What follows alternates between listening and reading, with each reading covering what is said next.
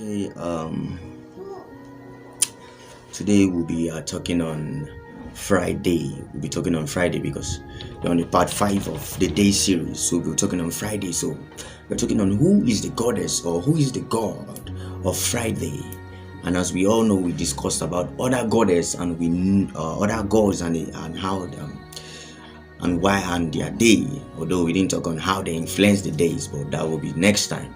We're talking on how they influence the days. So today will be Friday, and today we'll be talking about a goddess. It's a Friday. They called Friday to salute the goddess, to salute the goddess, which is called Frigg, Frigg. In the Norse, she's a Norse goddess. It is called Frigg, a Norse god in the Nordic mythology. So it was translated in the Old German. So remember, I told you guys the Nordic are the German guys. So it was in the Old German. It was translated in the Old German, which means in this day, it is the day of Venus. It is the day of Venus. So Friday was given to Frigg, which is Frigg, which is the goddess of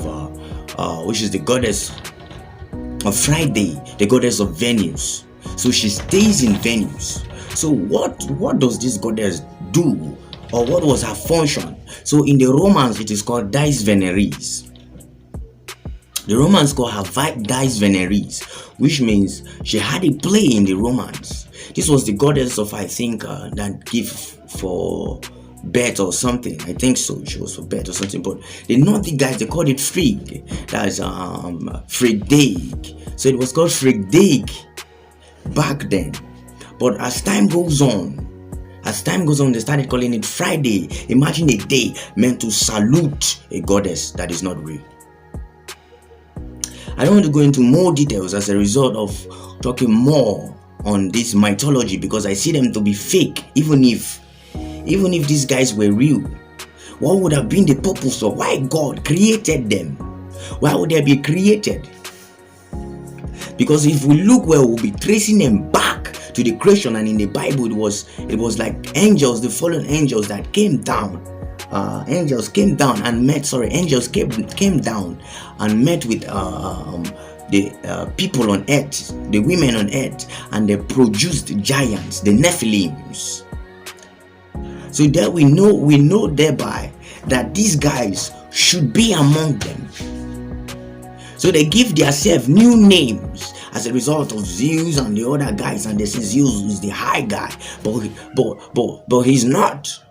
So we know that as a result of that, they came down and met the people on earth and had sex with them, and they produced Nephilim, giant babies, giants. They gave birth to giants.